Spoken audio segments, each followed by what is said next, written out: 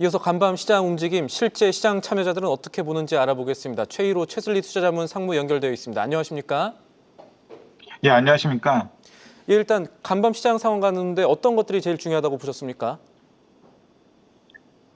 예, 그 S&P 500 지수가 사상 최고가를 앞두고 약간 숨고르기를 하는 모습이 보였고요. 마이크론 테크놀로지에 대한 실적 발표에 대한 기대감도 있었지만 약간 최근 가격 상승에 대한 경계감도 작용했던 것 같습니다.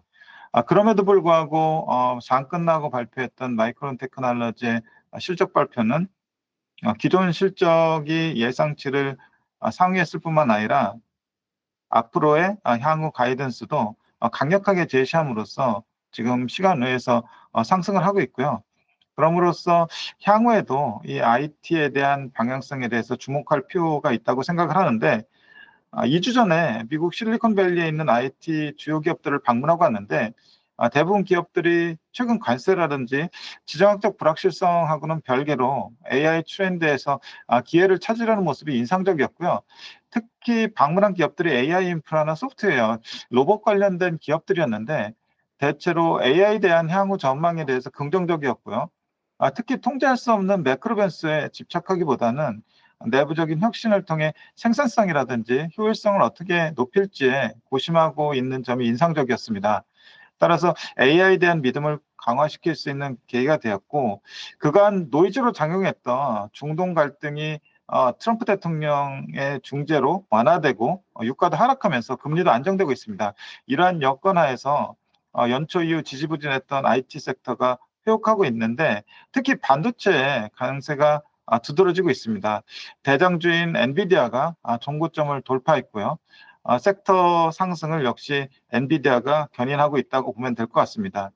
특히 마이크론 테크놀로지가 방금 전에 시장 예상치를 상회하는 실적을 발표했을 뿐 아니라 강력한 가이던스 제시로 인해서 시간에서 상승했는데 좀 디테일을 볼 필요는 있을 것 같습니다. 말씀하신 대로 지금 마이크론 같은 경우는 국내의 이 SK하이닉스, 삼성전자 같은 반도체주에도 영향을 미칠 수 있는 부분이기 때문에 중요한데 간단하게 요약을 먼저 드리면은 마이크론이 실적 발표한 직후에는 6%까지 시간에서 올랐다가 지금은 상승폭은 좀 줄어들었습니다. 어쨌든 호실적이긴 할 텐데 어떤 부분들이 지금 주목되고 있습니까? 이미 마이크론 같은 경우는 일부 IB들을 통해서 기대감을 반영을 한 상태에서 좋은 실적을 발표했기 때문에 주가 상승의 파괴력은 좀 약할 수는 있겠지만 그 이후 추세를 생각한다면 계속해서 지켜봐야 될 것 같다고 보고 있고요. 그 하나하나 보시면 매출이나 매출 총이익률 그리고 영업이익률, 조정 EPS 등이 기존의 그 시장 예상치를 훨씬 상회했고 특히 영업이익률 같은 경우는 26.8%를 기록을 했는데요. 이전 분기에서는 24.9% 그리고 그 이전 분기에는 13.8%를 기록하면서 수익성이 개선되고 있고 매출 성장률도 두드러지게 그 분기별로 증가하고 있는데 이번 그 다음 가이던스를 줬을 때 매출 성장률은 분기 다음에도 15%로 상승을 할 걸로 보고 있습니다. 그 매출 성장과 수익성의 견인차 역할을 한 거는 아무래도 데이터 센터용 디램 매출인데요. 데이터 센터용 디램 매출이 4분기 연속으로 사상 최고치를 경신했고 이는 HBM의 강력한 성장과 점유율 확대에 기인한다고 코멘트를 했습니다. 특히 신제품인 HBM3 12단의 수율 개선이 진행되고 있고 생산량 증가가 매우 순조롭게 이루어지고 있기 때문에 4분기 중에도 출하량이 기존 제품을 넘어설 것으로 예상을 하고 있다고 밝혔습니다. 특히 ASIC 플랫폼을 아우르는 신규 고객사에 HBM을 대량 출하하고 있고 최근에 AMD가 컨퍼런스를 했었는데 AMD한테도 납품을 할 것으로 예상이 되고 있습니다.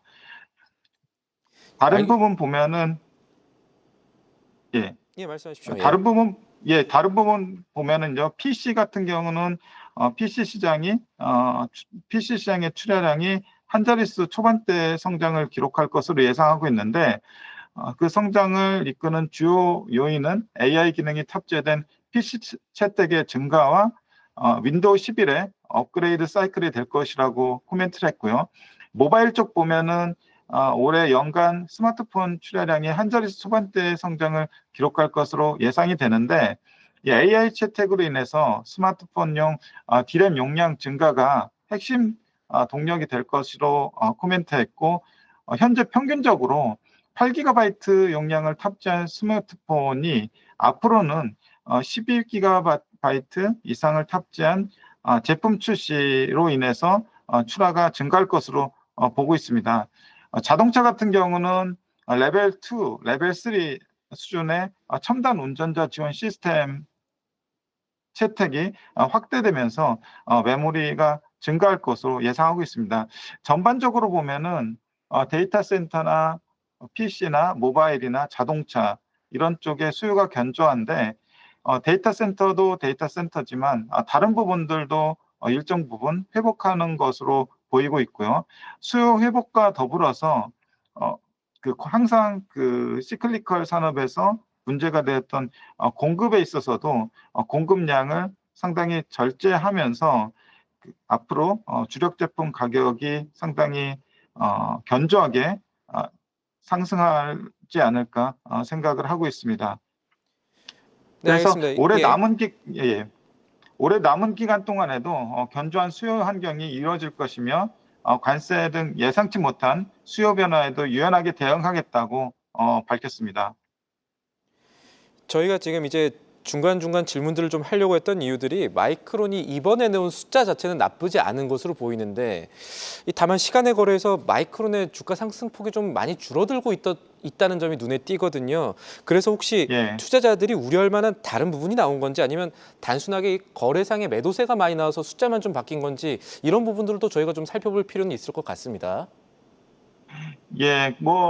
시간외에서 거래량 자체에 따라서 주가 변동폭이 왔다 갔다 하는 거는 당연할 것 같고요. 예. 지금 컨콜이 계속 진행되면서 그 컨콜의 코멘트 하나하나에 영향이 있을 것 같은데 그런 부분들에도 좀 주가의 변동성을 키우는 요인이 되지 않을까 생각하는데 이렇게 단기적으로 시시각각으로 주가 관찰하는 것보다 장기적인 AI 방향성에 따라서 마이크론의 실적 방향성이 어떻게 되는지가 훨씬 더 중요하다고 할 수 있겠습니다. 올해 마이크론 주가 YTD로 벌써 50%가 넘게 올랐습니다. 50% 넘게 오른 상황에서 실적이 잘 나왔기 때문에 그 좋은 실적에 대해서 셀더 뉴스 하려고 하는 투자자들도 있을 것이고 또 좋은 실적을 보고 더 좋게 생각하는 투자자들이 같이 믹스되어 있는 상황에서 주가 변동성이 나타나고 있는 거 아닌가 싶습니다.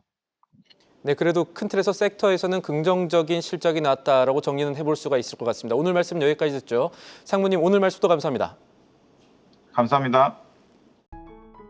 계속해서 다양한 경제 이슈를 알고 싶다면 구독과 좋아요, 알림 설정 부탁드립니다. AI 캐스터 권미정이었습니다.